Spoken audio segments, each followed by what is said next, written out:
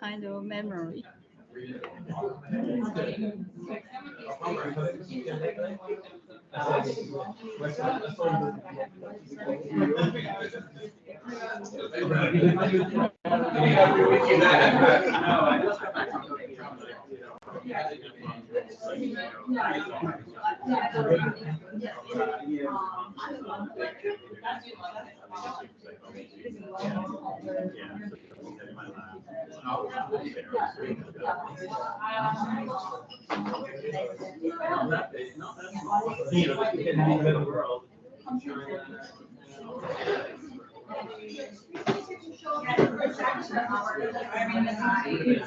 There you go. All right.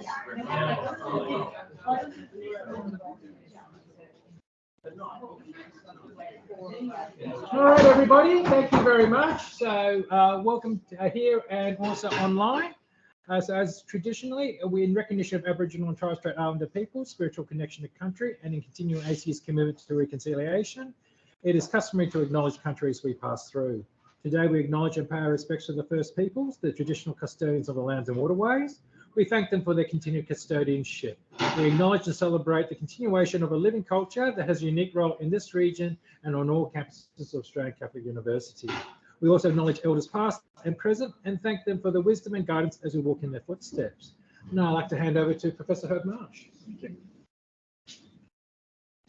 One of the real luxuries of having an institute is that people all over the world hear about the good work that we do because we're a big collective mass.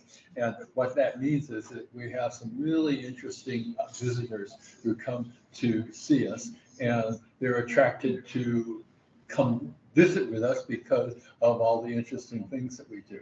So today we're really lucky to have Shiu who come visit us. Now, I was aware of Shiu's work, I believe, roughly 10 or even 12 years ago, where she did an article and I reviewed it. And I remember one of the criticisms of the article said, oh, this is another Marsh study. And he's obviously cited himself way too much. And I did go back and look at that, and there were citations to 40 of my articles in this one. So I wanted to thank Shiu for helping my citation. One, that must have been a jump in my H index of at least a point or so based on that. Now, Shiu has decided not to talk about her self-concept research today. I'm not sure whether she was intimidated by coming, possibly, but that we aren't very intimidating. So that wouldn't be the case. But what she has talked about is she's looking at a broader notion of affective education, and she's going to give us some transformation from research into practice, and that's a really important issue for us to look at. So I'm looking forward to the presentation. Thank you. Thank you, Professor Marsh. And Marsh is really one of the best educational psychologists in the world. I really appreciate his work, and I find that a lot of excellent educational psychologists here, so I have to feel humble that I just share some of my experiences on this field. I've already worked on this field for more than 20 years from my PhD study, but this issue is still confuse me actually. So I try to learn from you all, but I find that it's really boring after I arrive here and I try to practice. I find it's very boring. So I will try to make it more interesting, to say more things about how I implement as a pedagogy in the real classroom. I also develop some apps to help students learning math in a more interesting way. For the past 3 years, it's all my task to work on this field. I hope that our educational psychologists, as educational psychologists, we can contribute to a real classroom teaching. So I will only speak a little bit about the theoretical part and then go to the more practical part. So So this is initial introduction of myself. So I'm a professor in Taiwan and now a visiting scholar at University of Melbourne. And I've been study in Taiwan and the UK. And then I've also been a visiting scholar in University of Pennsylvania to bridge data science and educational psychology. So my primary interest is affective education and to focus on design and evaluation of the teaching and everything in the educational field. But most of the time I focus on math, science, and energy, more science part, and then interaction between emotion, cognition, and culture. I also use multiple data analysis method. So what is affective education?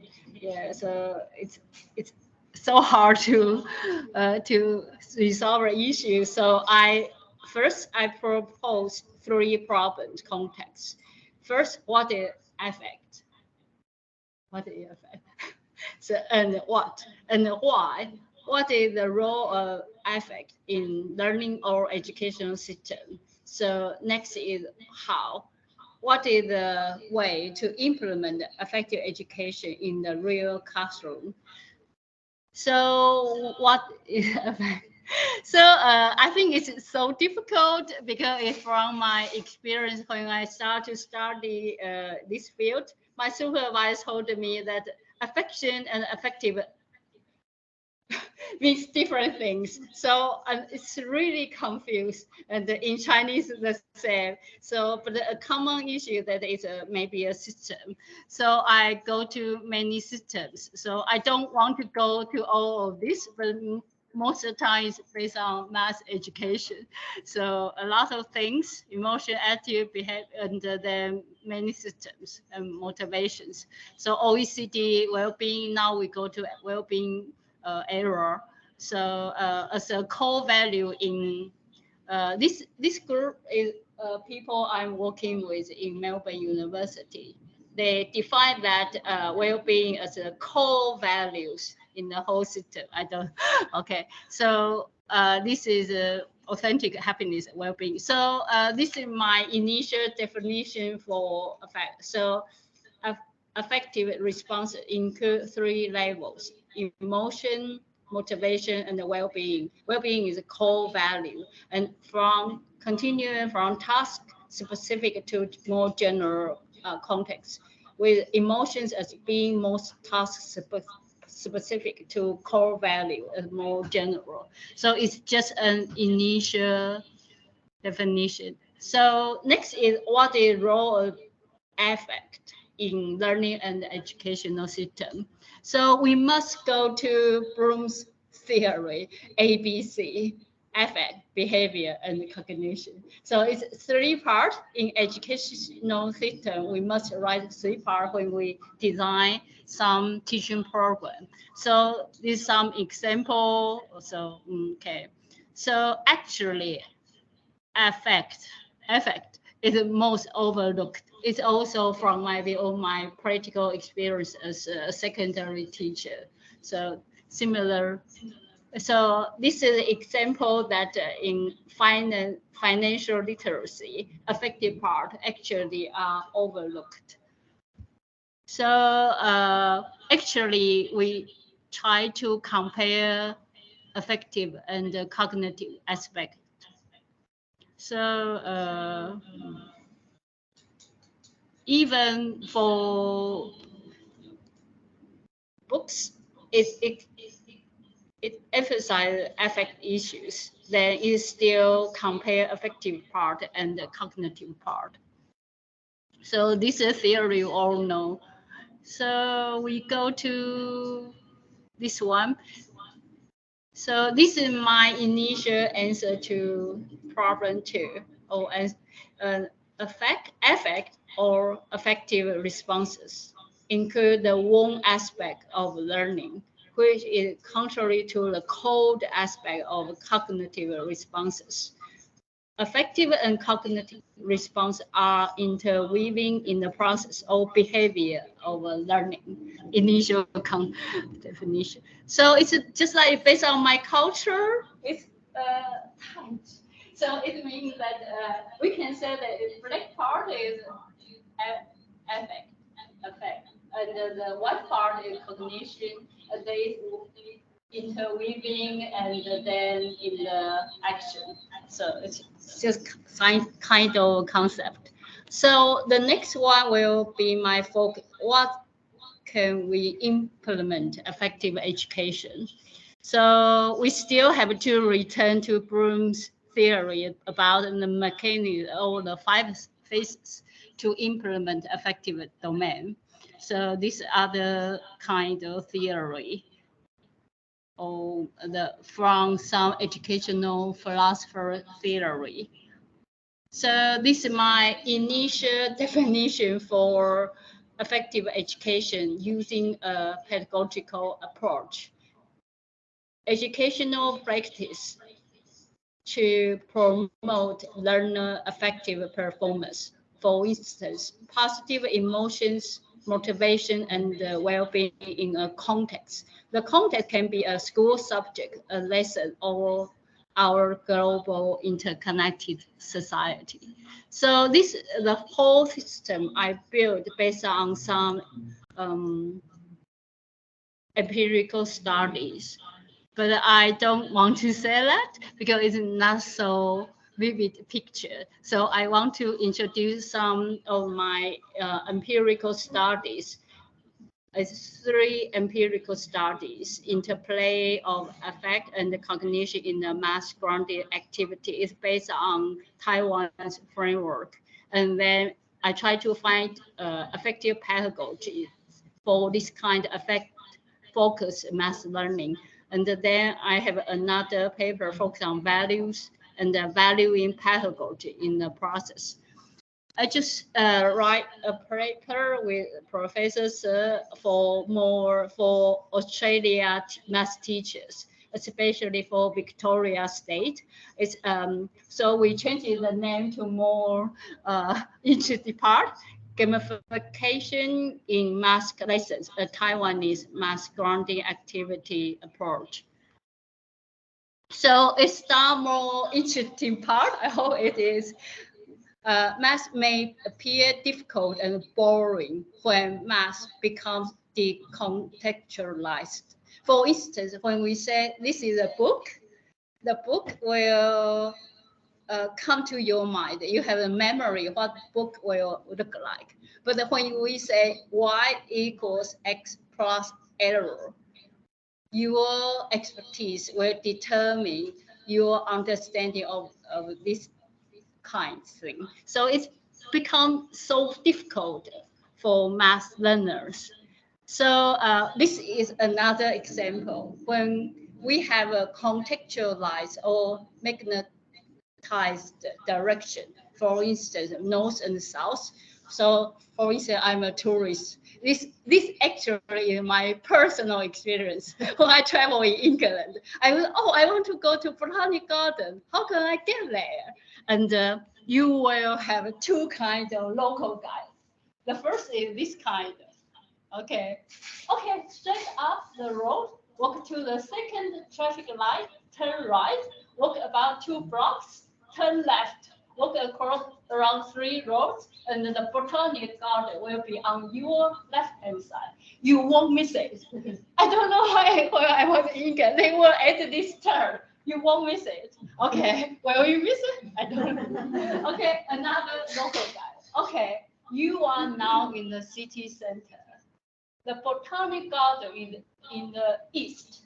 So you walk in this direction to the east. The direct distance from here would be around 1,000 meters. You won't miss it. They always add this term. Yeah. Okay, which way you won't miss it. Okay, local guide 1. You won't miss it. Okay, good. 1, 2, 3. Okay, 4. Okay. And then local guide 2, you won't miss it. 1, 2, Okay, more people prefer local guided one. Which one is more math from your view? Which one is? So you have two kinds of direction. One is contextualized, one is magneticized. Which one is? So which one you prefer? Okay, it depends. Okay.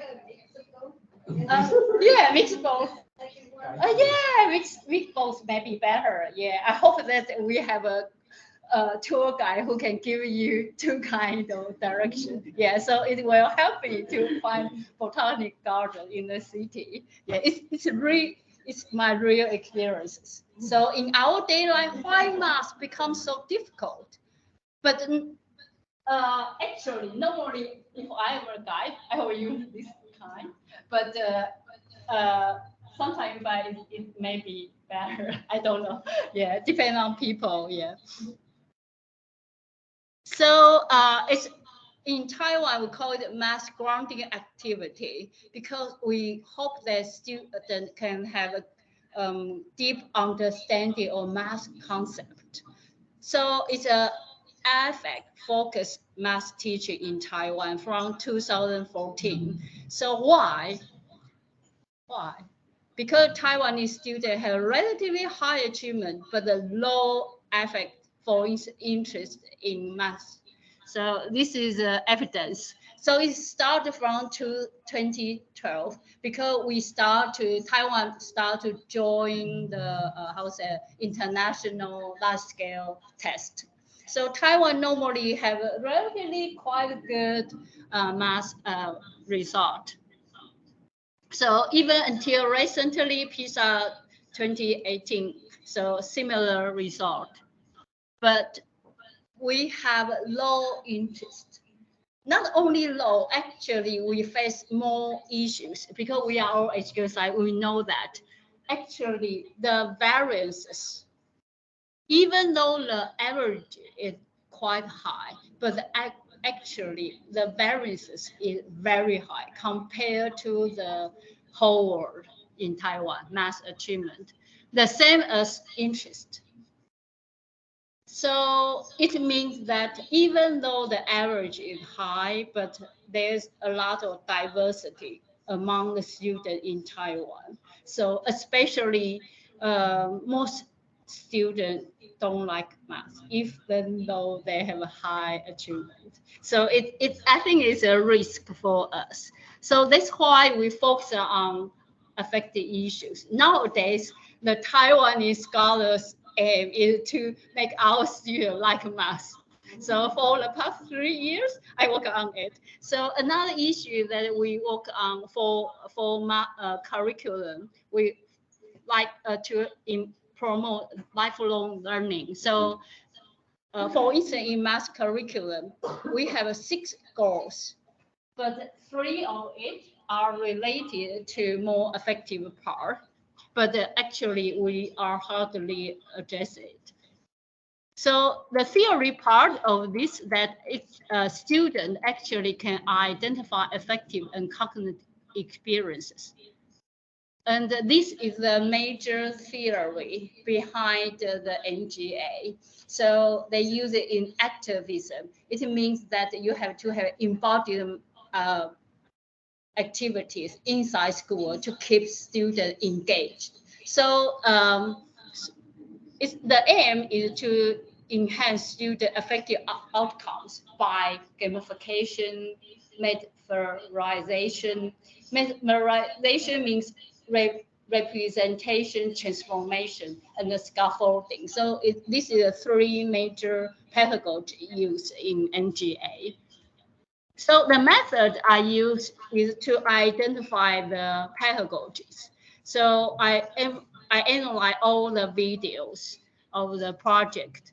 Each video is a that's teaching task lesson. So just some quick traditional qualitative analysis method. I also use quantitative method to, for instance, obtain intercode reliability and code all the videos.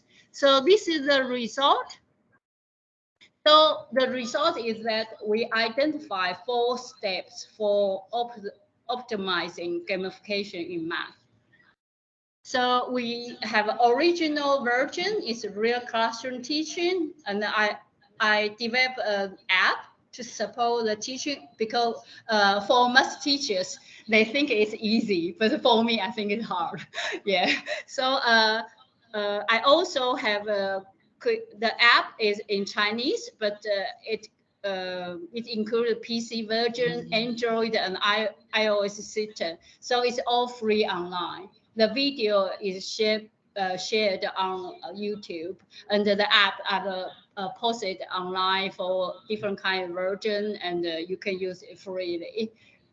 Okay, so the lesson, the example lesson is a rectangular number, a grade 5 math class on prime and composite numbers. Okay, so the first step is called entry. It's a warm spring for interest. So it means that at first stage, you have to raise student interest. So I will play some of the video from first. I will focus on original teaching. Okay, so it's in Chinese, but there's English subtitle. Okay. Any questions so far?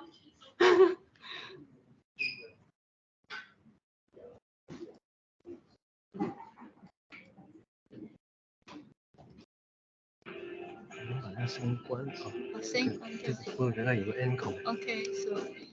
你现在放，等一下关。你现在这样。你对，等一下你讲的时候再把它关掉就可以。嗯，好。它有个 N 孔。Can you？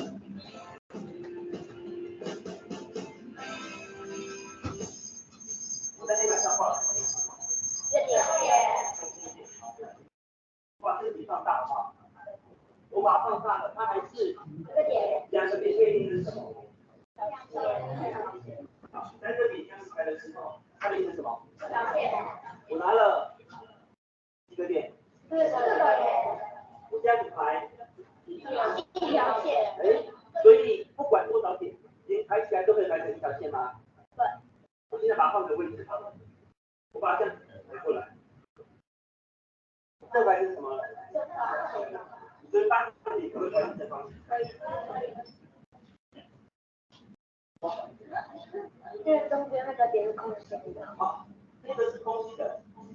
那今天我们要排的正方形一定要实心的。那长方形可以吗？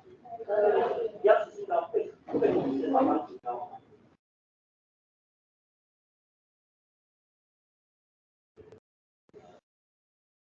这样子是几个一排？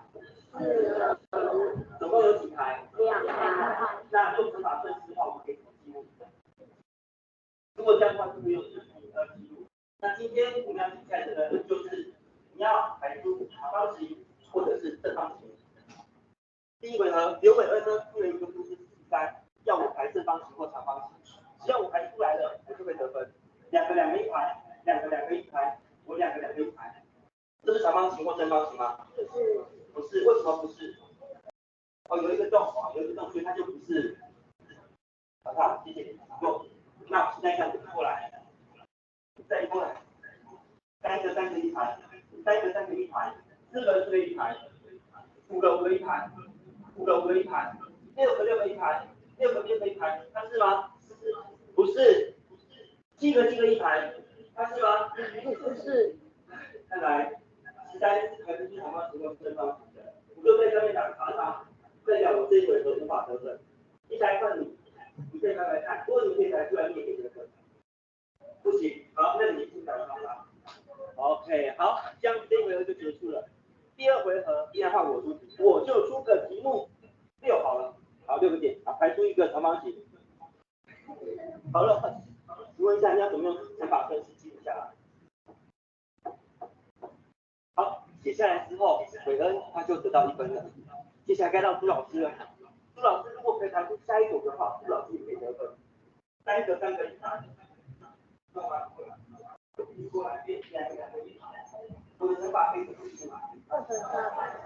好，2乘以3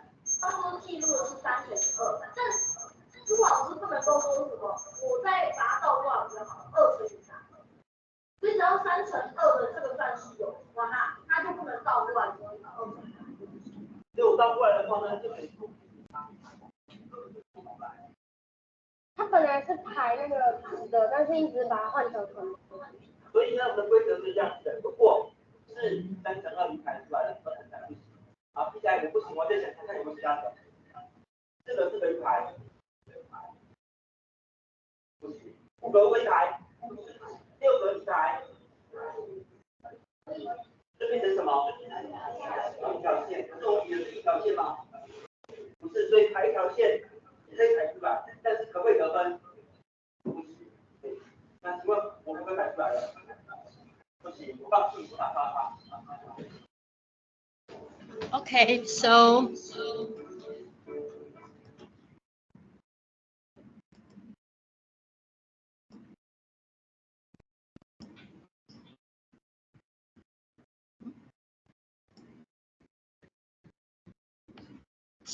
what is a rectangle? So I have to that. Okay, the echo.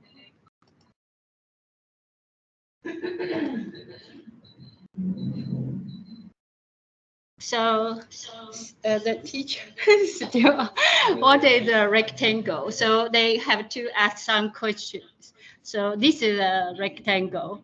And so the affective part, I try to distinguish between affective pedagogies and the cognitive pedagogy. So teachers will take a playful stance on learning is the most important part. So creating situational interest. So I've started to link to educational psychology theories.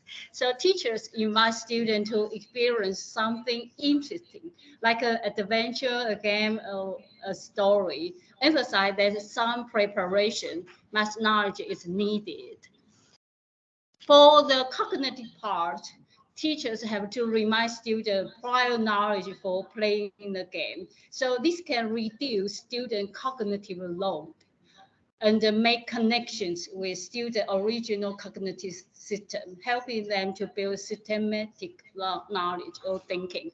And the teacher have to tell students the game rules, which link to the next step.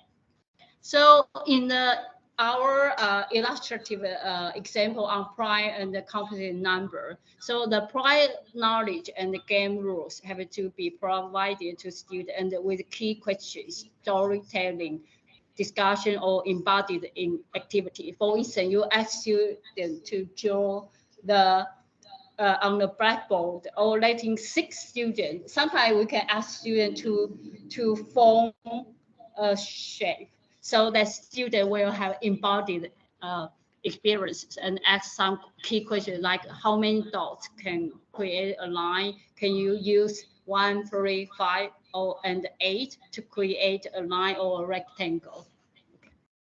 So it's a key, and this is another video that I built an app. So it makes things easier that see out how many shapes can be formed. Later, I can show you a little bit of the app I've built. So clarify that 5 dots cannot form a square. So for this video, I do not have ask the student to sign the consent form, so I make the face.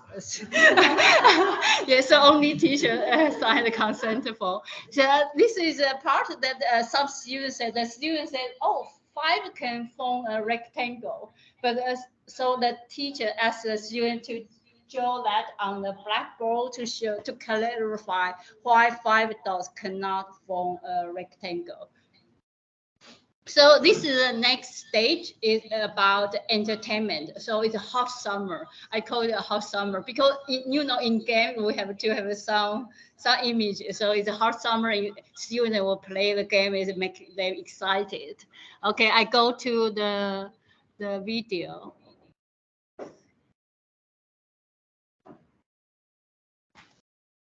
Okay, start to play the game. Oh, so.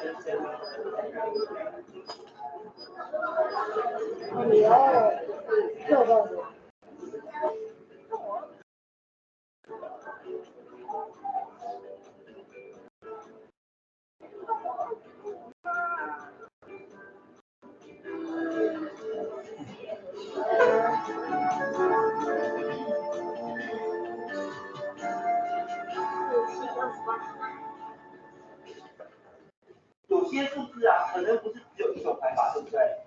会有2种排法。还有3种。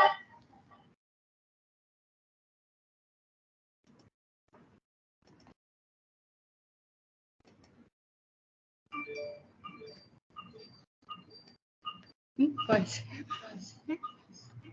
it it is still echo. So, for this part is affective pedagogy. Teachers have to enact games for students to play. The game can be just for playful purpose. For instance, feeling fun or collaborating to complete a task, or competitive games.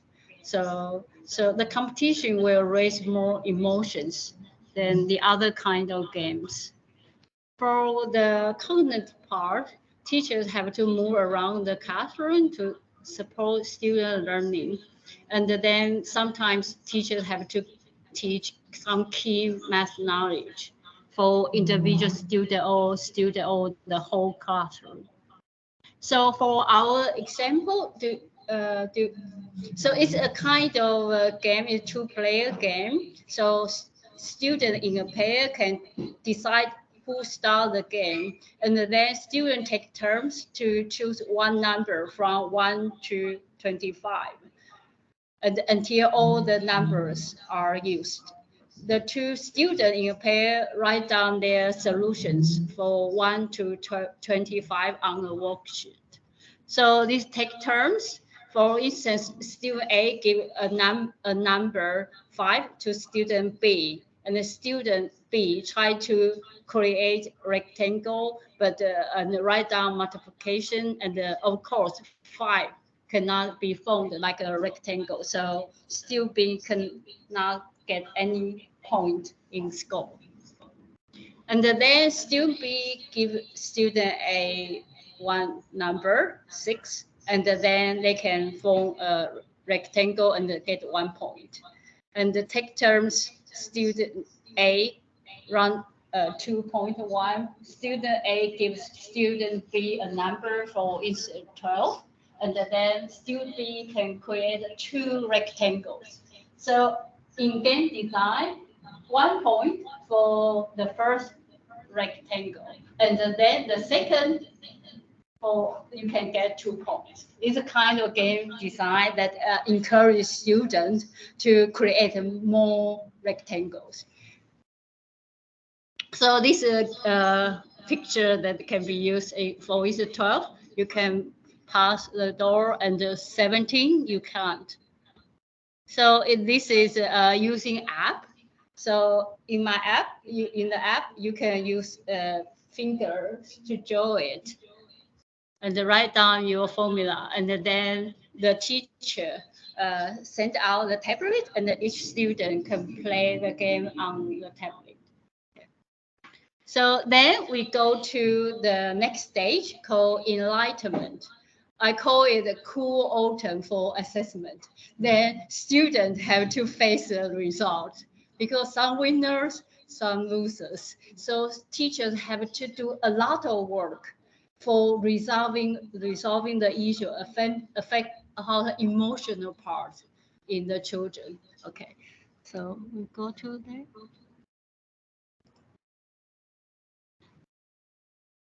Oh, sorry. 是不是明明有3种排法，结果你只写出2种排法，有没有？有。OK， 好，来核对一下你的排法，请两个人一起合作，对一下有没有错的。哎，这边有漏数字，你们什么数字漏掉了？OK， 好，24这个数字漏掉，漏哪一个？哦，漏掉了2乘以12。为什么会漏掉2乘以12？因为它不在99乘法表里面，所以你们本来在想的时候都在想的是。那后来怎么发现的？不是用乘的，是用除。